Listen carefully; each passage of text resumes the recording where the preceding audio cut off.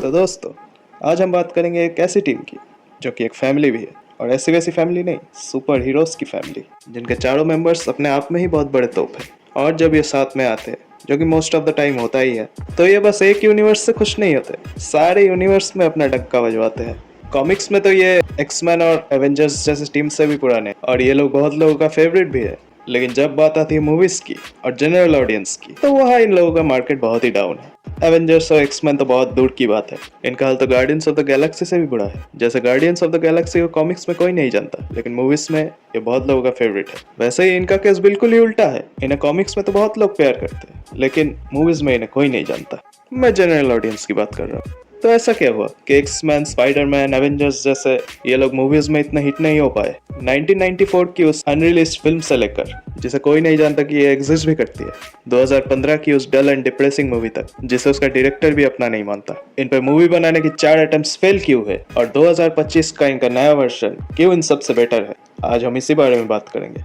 तो आज हम बात करेंगे Marvels first family fantastic four के बारे में। और अगर तुमने ये पांचों फैंटास्टिक फोर मूवीज नहीं देखी है, जो कि 1994 से 2025 तक रिलीज हुए हैं, तो फिर स्पॉइलर वार्निंग, इस वीडियो में भारी मात्रा में स्पॉइलर होंगे। और 2025 की fantastic four the first steps, इसके तो हम बिल्कुल डेप्थ में घुसेंगे। तो अगर ये मूवी नहीं देखी है तो अभी जाके देख लो और तुरंत मेरे वीडियो पे वापस आओ। तो चलिए शुरू करते हैं। So welcome to cine depth, जहाँ हम सिनेमा और कैरेक्टर्स के डेप्थ में घुस के उनकी चीरफाड़ करेंगे।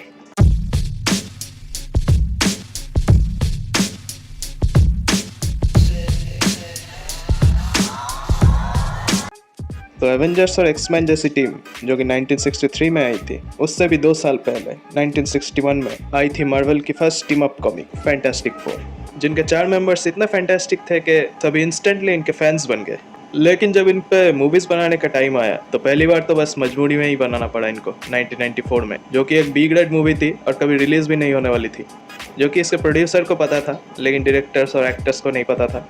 उनको तो बस आखिर में शूटिंग कंप्लीट होने के बाद धोखा मिला, लेकिन इनके राइट्स तो एक्योर हो गए और इस फिल्म का पायरेटेड वर्जन सबको मिल भी गई और सबने देख भी लिया। और आज भी अगर तुम चाहो तो इसे यूट्यूब पे देख सकते हो, ज़्यादा ढूंढना नहीं पड़ेगा। ये मैंने तो नहीं देखा, मैं थोड़ा सा देखने की कोशिश की भगा भगा के, लेकिन सच में देखा नहीं जा रहा था। लेकिन लोग कहते हैं जिन्होंने देखा है कि ये कॉमिक एक्यूरेट थी। अब कितनी थी ये तो वही जानते हैं। अब इसके बारे में ज़्यादा बात ना करते हुए चले आते हैं 2005 वाली फैंटास्टिक फोर पे, जो कि सीरियसली बनाई गई थी और मेरे हिसाब से मूवी अच्छी भी थी, जिसकी कास्टिंग तो बढ़िया थी ही और उन लोगों की एक्टिंग और उनके बीच की केमिस्ट्री भी बहुत बढ़िया थी। द थिंग के कैरेक्टर को इसी मूवी में सबसे ज़्यादा जस्टिस दिया गया है। उसके कैरेक्टर के साथ हम इमोशनली कनेक्ट होते हैं। He had every right to be the villain but he chose to be the hero. इससे हमें बहुत कुछ सीखने को भी मिलता है। और क्रिस एवंस का जॉनी स्टॉर्म का कैरेक्टर, वो तो मेरा फेवरेट है। उसके और थिंग के बीच की केमिस्ट्री सबसे ज़्यादा फन प्रोवाइड करते हैं। लेकिन यार रीड रिचर्ड और सू स्टॉर्म का कैरेक्टर, उनको ज़्यादा शाइन करने का मौका नहीं मिलता और उनके बीच की केमिस्ट्री भी उतनी वर्क नहीं करती। और जेसिका अल्बा को तो बस ग्लैमर के लिए ही लिया है, ये तो देख के ही पता चलता है। इस मूवी का डॉक्टर डूम का प्रेजेंटेशन बहुत बुरा था, उसे तो बस एक इविल बिजनेसमैन बना के रख दिया। लेकिन बार इतना लो है कि अभी तक हमें जितना प्रेजेंटेशन देखने को मिला है डॉक्टर डूम का, उसमें से ये सबसे अच्छा है।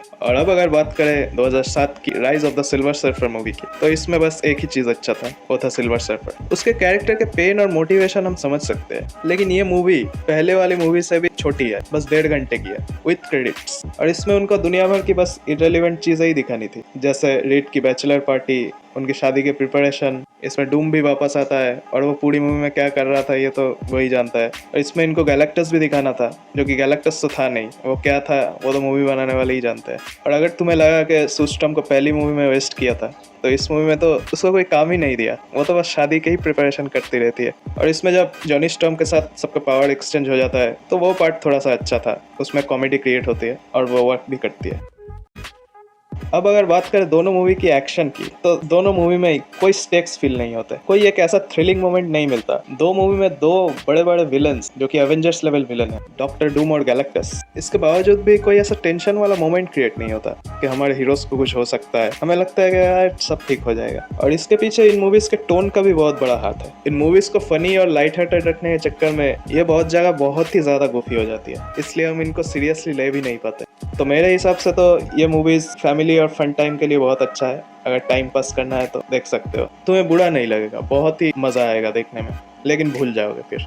इन मूवीज़ में इनके केमिस्ट्री और फैमिली वाला मोमेंट्स अच्छे से कैप्चर किया गया है, लेकिन वो जो सुपर हीरो मूवीज़ वाला थ्रिल और एक्शन है उसमें मार खा जाती है ये। तो 2005 वाली जो मूवी थी वो ओरिजिन मूवीज़ के हिसाब से बहुत अच्छी थी, इनकी ओरिजिन स्टोरी भी अच्छे से दिखाया गया है, लेकिन ये मूवी तभी और अच्छी हो सकती थी जब इसका सीक्वल में ये लोग लेवल अप करते। जो मैंने नई सुपरमैन मूवी और DCU के बारे में भी कहा है, वो वीडियो नहीं देखा है तो जाके यहाँ देख लो। DCU को इस फैंटास्टिक फोर से सीखना चाहिए कि क्या नहीं करना है। अगर ओरिजिन मूवी बनाओ तो ठीक ठाक मूवी बनाओ तो कोई प्रॉब्लम नहीं है, लेकिन उसके बाद तुम्हें स्पाइडरमैन 2, डार्क नाइट या फिर विंटर सोल्जर जैसी मूवी बनानी है जो कि पहली मूवी के लेवल को भी हाई कर दे और एक अच्छी फ्रेंचाइजी की शुरुआत हो सके, जो कि इन्होंने तो नहीं किया, इसलिए ये फ्रेंचाइजी यही खत्म हो गई। और 8 साल बाद आया वो मेनेस जिसे कोई देखना नहीं चाहता। 1994 वाली मूवी को भी कोई कॉमिक एक्यूरेसी के नाम पे अच्छा बोल सकता है, लेकिन ये 2015 वाली फैंटास्टिक फोर या फिर फैंट फोर स्टिक जिसे कहा गया है, उसे कोई अच्छा नहीं बोलता। ये मूवी इतनी बुरी है, इसके डायरेक्टर भी इसको अपना नहीं मानता। इसके डायरेक्टर ने मूवी रिलीज होने से एक दिन पहले ही इसको अपना मानने से इनकार कर दिया था। तो इस मूवी में एक्टर्स तो इन्होंने बहुत बढ़िया लिए और ये लोग थोड़ा सा अलग अप्रोच लेने की भी कोशिश की है, थोड़ा सा डार्क और ग्रिटी वर्जन फैंटास्टिक फोर का, और ऐसी टाइम की कहानी जब फैंटास्टिक फोर एक दूसरे को नहीं जानते थे, मतलब बिल्कुल ही ओरिजिन स्टोरी। और टेक्निकली मुझे ऐसी मूवीज बहुत पसंद होती है जिसमें ओरिजिन ज़्यादा डिटेल में दिखाई गई है और बहुत सीरियस है, लेकिन ये मूवी उस लायक ही नहीं है कि ये किसी को भी अच्छी लगे। ये 1 घंटे 40 मिनट की मूवी है विथ क्रेडिट्स, जिसमें 40 से 50 मिनट तक तो कुछ नहीं होता। अगर किसी को पता नहीं होगा और देखना शुरू कर देगा तो बाद में सरप्राइज हो जाएगा कि एक सुपर हीरो मूवी है, क्योंकि पहले 50 मिनट पे सुपर हीरो जैसा इसमें कुछ भी नहीं है, बस साइंटिफिक रिसर्च और डल कैरेक्टर से भरा हुआ है। और जब इनको पावर्स मिलता भी है उसके बाद 1 साल का टाइम जंप आ जाता है। थिंग को गवर्नमेंट यूज कर रहा है अपने फायदे के लिए, रीड रिचर्ड्स गायब हो चुका है और जॉनी और सुस्ट्रॉम बस प्रैक्टिस ही करते रहते हैं, क्योंकि ये रिसर्च उनके बाप ने शुरू किया था। ये इन्फ्लुएंशियल आदमी है तो अपने बच्चों को तो गवर्नमेंट के हाथों इस्तेमाल होने से 1 साल डिले कर देते हैं, और क्योंकि थिंग गरीब है, उसका कोई नहीं, इसलिए उसका इस्तेमाल होता है। उसका इकलौता दोस्त भी उसे छोड़ के चला जाता है 1 साल के लिए गायब। रीड को ये लोग 1 साल से ढूंढ रहे हैं, मिल नहीं रहा है, लेकिन अचानक से सू उसको ढूंढ लेती है, वो वापस आ जाता है, वो लोग एक साथ आते हैं। फिर डूम की भी एंट्री होती है जो कि वर्स्ट डॉक्टर डूम एवर है। इतना बुरा CGI सबका, बस डॉक्टर डूम का थोड़ा सा ज्यादा बुरा है। इतना बुरा CGI के 2005 और 7 वाले CGI भी इसके सामने गॉड लेवल लगते हैं। और थिंग को तो इन्होंने नंगा ही कर दिया, वो गरीब है तो क्या कपड़े भी नहीं दोगे उसको। इस मूवी में बस साइंटिफिक रिसर्च वाला पार्ट थोड़ा सा अच्छा लगता है, लेकिन कैरेक्टर्स के बीच की केमिस्ट्री बिल्कुल जीरो और डल और डिप्रेसिंग कैरेक्टर्स। एक्शन तो होता ही नहीं इसमें, बिल्कुल आखिरी में जाके थोड़ा सा होता है। ट्रेलर में इतने सारे एक्शन सीन्स थे जो कि असली मूवी में काट दिए गए, और ये चारों तो फैमिली से ज्यादा कोवर्कर्स लगते हैं। और जो इकलौता एक्शन सीन है उसमें भी ऑब्वियसली टेंशन फील नहीं होता, क्योंकि कैरेक्टर से ही कनेक्टेड नहीं है हम। और जब ये क्लाइमैक्स वाला एक्शन सीन चल रहा होता है तो हम बस मूवी खत्म होने का ही वेट करते हैं। और ये मूवी भी एक हद तक राइट एक्वायर करने के चक्कर में ही बनाई गई थी, और इनको 2015 तक ही रिलीज करना था, 2016 नहीं हो सकता था। और इतनी जल्दबाजी करके रिलीज करने के बाद भी कोई फायदा तो हुआ नहीं। ये मूवी फॉक्स के तरफ से आखिरी फैंटास्टिक फोर बन के रह गई। कुछ साल बाद ही डिज्नी ने फॉक्स को खरीद लिया और अब 2025 में नई फैंटास्टिक फोर आ गई। तो अब बात करते हैं the best fantastic four movie के बारे में, जो कि 2025 की MCU की fantastic four the first steps है। और बेस्ट बनने के लिए इनका बार तो बहुत ही लो था, थोड़ी सी भी अच्छी मूवी बना देते बेस्ट हो जाते, लेकिन इन्होंने सच में एक बहुत अच्छी मूवी बनाई है जो कि बहुत तरीके से बेस्ट है। एक तो ये कॉमिक एक्यूरेट भी है, ये लोग बिल्कुल रूट्स पे गए हैं, 1960s वाला रेट्रो फ्यूचरिस्टिक वर्जन दिखाया है, क्योंकि 1961 में ही पहली कॉमिक आई थी। एक अलग यूनिवर्स यानी 8:8 पे दिखाने की वजह से ये लोग बिना किसी रेस्ट्रिक्शन के अच्छी मूवी बना पाए। अभी तक चल रही MCU का डाउनफॉल जो कि थंडरबोल्ट्स से थोड़ा सा रुका था, ये मूवी उसे थोड़ा सा राइज अप होने में भी हेल्प करता है। और अभी तक जैसे MCU बिखरा हुआ था, थंडरबोल्ट्स और ये मूवी उसे एक प्रॉपर डायरेक्शन देता है। अब लग रहा है कि मूवीज थोड़ा सा कनेक्टेड है और एक तरफ जा रहा है, जबकि अभी तक कोई इनमें ज्यादा कनेक्शन नहीं दिखाया है, इन मिलते हुए भी नहीं दिखाया है, लेकिन थोड़ा सा जो हिंट्स दिए हैं उससे ये कंफर्म होता है कि ये डूम्सडे की तरफ जा रहा है। और जैसे MCU का पाइपलाइन है तो इसके बाद स्पाइडरमैन ब्रांड न्यू डे और उसके बाद डूम्सडे, ये अच्छा नहीं है। मुझे लगता है डूम्सडे से पहले कम से कम 2 फैंटास्टिक फोर मूवी तो आनी ही चाहिए, जिसमें सेकंड मूवी में ये लोग डूम को सेटअप कर सकते हैं अच्छे से। और क्योंकि फेज 3 के बाद कोई असेंबल मूवी नहीं आई है, इसलिए कम से कम एक मूवी तो ऐसा बनाना चाहिए जिसमें छोटा छोटा असेंबल दिखाए, और ये चीज वो स्पाइडरमैन की मूवी में भी सेटअप कर सकते हैं थोड़ा सा। लेकिन मेरे हिसाब से 2 और मूवी मार्वल को अपने पाइपलाइन में डाल देना चाहिए डूम्सडे से पहले, और डूम्सडे को थोड़ा सा डिले कर देना चाहिए। तो बहुत बात हो गई MCU की, अब टॉपिक से ज़्यादा ना भटकते हुए अब आ जाते हैं इस मूवी पे, fantastic four the first steps. तो जैसे मैंने कह दिया है, ये बेस्ट फैंटास्टिक फोर मूवी है। अगर किसी ने नहीं देखा तो अभी जाके देख लो। पैसा वसूल तो है ही और थिएटर एक्सपीरियंस भी बहुत बढ़िया मिलेगा। एक चीज जो इस मूवी की नेगेटिव है, जो कि पिछले फैंटास्टिक फोर मूवीज की भी नेगेटिव पॉइंट थी, वो है इसका रन टाइम बहुत ही छोटा है। कम से कम 20 मिनट और ज्यादा होना चाहिए था। इस मूवी में इनके ओरिजिन तो नहीं दिखाया गया है, थोड़ा सा बता दिया गया है। इस अर्थ में बस यही हीरोज की टीम है जो कि 4 साल से एग्जिस्ट करते हैं और बहुत सारे विलन्स से लड़के ये लोग वर्ल्ड लेवल और पॉलिटिकल लेवल पे भी बहुत ज्यादा इन्फ्लुएंशियल बन चुके हैं। तो सब लोग इनको बहुत प्यार भी करते हैं और इनसे बहुत उम्मीद भी रखते हैं कि दुनिया में कोई भी खतरा आएगा तो ये लोग ही बचाएंगे। लेकिन दुनिया में एक ऐसा खतरा आ जाता है गैलेक्टस नाम का, जिसे जब इन लोगों ने देखा नहीं होता है तो सोचते हैं कि ये और एक विलन होगा तो हरा देंगे। लेकिन जब स्क्रीन पे गैलेक्टस रिवील होता है, भाई वो था पीक मोमेंट। जब मैंने उस जाइगेंटिक फिगर को स्क्रीन पे देखा और वो भारी आवाज सुना, भाई एक पल के लिए तो मैं कांप गया था। और फैंटास्टिक फोर भी अर्थ पे आके बता देते हैं कि भाई हमसे कुछ नहीं होगा। और यह सू स्टॉर्म प्रेग्नेंट भी है और उनके फैमिली में भी थोड़ा सा सीरियस टाइम चल रहा होता है और अर्थ पर भी ये खतरा इसी वक्त आता है। लेकिन गैलेक्टस उनको ऑप्शन देता है कि या तो ये बच्चा दे दो या अर्थ, क्योंकि गैलेक्टस को पता है कि ये बच्चा कितना पावरफुल है। क्योंकि गैलेक्टस इस यूनिवर्स से भी पुराना है, तो वो बस अब रिटायर होना चाहता है। तो वो चाहता है कि उसकी जगह कोई ले ले और ये बच्चा एक परफेक्ट कैंडिडेट है। तो वो लोग बिना नेगोशिएट किए चले जाते हैं। लेकिन सिल्वर सर्फर का जो चेज है और उसी टाइम बच्चा भी डिलीवर हो रहा होता है, तो सू यहाँ अपना पावर ज्यादा यूज नहीं कर सकती। और इस सीन में दिखाया गया कि बेन ग्रिम को क्यों बेस्ट पायलट कहते हैं। और रीड रिचर्ड्स यहाँ अपनी वाइफ को भी संभाल रहा है, दिमाग में कैलकुलेशन भी कर रहा है। एक वर्म होल वाला पैतरा जब काम नहीं करता तो तुरंत नया प्लान बनाता है और जॉनी स्टॉर्म भी उसका हेल्प करता है। पर किसी भी तरह सिल्वर सर्फर से वो लोग पीछा नहीं छुड़ा पाते। और इस सीन में जो टेंशन बिल्ड होता है ना, मैंने बहुत दिनों बाद ऐसे सीन देखा किसी मूवी में। बिल्कुल ही edge of the seat experience. ये मोमेंट इतना बढ़िया हो जाता है कि क्लाइमैक्स भी इस मोमेंट को टॉप नहीं कर पाती, जबकि क्लाइमैक्स भी अपने आप में ही बहुत बढ़िया है। और जब ये किसी भी तरह इंटरस्टेलर वाली चीज पुल ऑफ करके बच के अर्थ पे आ जाते हैं, तो ये लोगों को सब सच सच बता देते हैं कि गैलेक्टस ने हमारा बच्चा मांगा है, हमने नहीं दिया। तो फिर लोग इनके अगेंस्ट हो जाते हैं।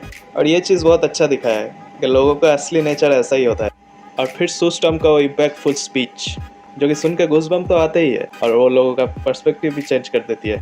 और उस स्पीच से रीड को भी एक आइडिया मिल जाता है। और फिर वो वर्ल्ड का एक साथ आने वाला वो मोन्टाज बिल्कुल फैमिली वाली फीलिंग देती है, जो कि इस फिल्म का मोटो है। तो डोमिनिक टोरेटो का असली टक्कर अब सूरज बढ़ जाती है से नहीं है, इनसे है फैंटास्टिक फोर और उनका अर्थ 8-8। और क्लाइमैक्स में तो इन्होंने रॉकी भाई के डायलॉग को पूरा सच कर दिया। यहाँ इनविजिबल वुमेन का पावर का फुल पोटेंशियल दिखाया है, जिसे 2005 वाले में पूरा वेस्ट कर दिया था। और लास्ट में फ्रैंकलिन रिचर्ड्स का भी पावर का थोड़ा सा झलक मिल जाता है हमें। लेकिन क्लाइमैक्स में थोड़ा सा गैलेक्टस को तो नर्फ किया है इन्होंने। और यह सिल्वर सर्फर की बैक स्टोरी भी एक सीन से दिखा दी गई और उस सीन से पता चलता है कि यह सिल्वर सर्फर को फीमेल बनाना कितना जरूरी था। यह थिंग के कैरेक्टर पे उतना फोकस नहीं था। रीड के साइंटिस्ट वाले पार्ट पे तो फोकस किया गया, लेकिन सुपर पावर वाले पार्ट पे उतना ज्यादा नहीं। और आखिरकार जॉनी स्टॉर्म को इन्होंने इंटेलिजेंट दिखाया, उसको बस ऐसे ही प्ले बॉय नहीं दिखाया। सिल्वर सर्फर का जो हृदय परिवर्तन होता है उसमें जॉनी का ही हाथ रहता है। उसने उनके लैंग्वेज को भी डिकोड कर लिया और सिल्वर सर्फर से थोड़ा सा फ्लर्ट भी करते हुए दिखा दिया। मतलब उसके दोनों एंगल इसी एक प्लॉट पॉइंट से कवर हो गए। और गैलेक्टस की बैक स्टोरी हमें जस्ट बोल के बता दिया गया है।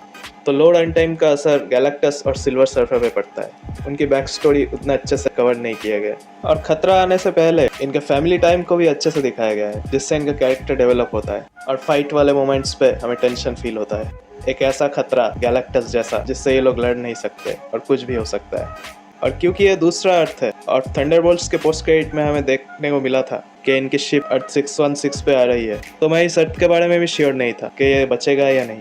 और अब जब हम इस अर्थ के लोगों से कनेक्ट हो चुके हैं, अगर अब ये डिस्ट्रॉय होता है अगली किसी मूवी में, तो सच में हमें इमोशनल फील होगा। तो कुल मिलाकर ये बहुत ही अच्छी ओरिजिन स्टोरी है, जिसमें ओरिजिन तो नहीं दिखाया लेकिन हम सारे कैरेक्टर्स से कनेक्ट होते हैं। और क्योंकि हमें पोस्ट क्रेडिट में डूम भी दिख गया लेकिन आरडीजे नहीं, तो ये चीज़ हमें फ्यूचर मूवीज के लिए भी एक्साइटेड करती है, जो कि एमसीयू में अभी तक मिसिंग था। तो आखिर में मैं यही कहना चाहूँगा कि इस फर्स्ट स्टेप मूवी से एमसीयू ने अपना फेज 6 का फर्स्ट स्टेप तो अच्छे से लिया है, लेकिन इनके पाइपलाइन में जो अगली मूवीज है उसे देख के मुझे थोड़ा सा शक हो रहा है कि ये लोग एंडिंग अच्छे से कर पाएंगे या नहीं, क्योंकि बहुत ही ज़्यादा रश लग रहा है। लेकिन फिर भी मैं एक्साइटेड हूँ, जो कि मैं अब तक नहीं था फेज 4 और 5 के हालत देखने के बाद। लेकिन अगर जल्दबाजी ना करे तो ये भी हमें इन्फिनिटी वॉर और एंड गेम जैसी एंडिंग दे सकते हैं।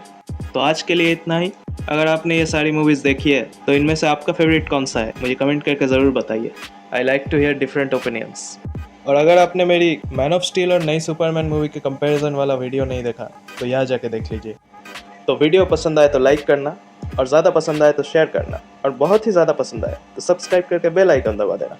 फ्री है, क्योंकि फ्यूचर में हम ऐसे कंपैरिजन्स और करते रहेंगे। सो स्टे ट्यून, वापस आता हूँ एक नई वीडियो के साथ। And till then keep being fantastic for your loved once.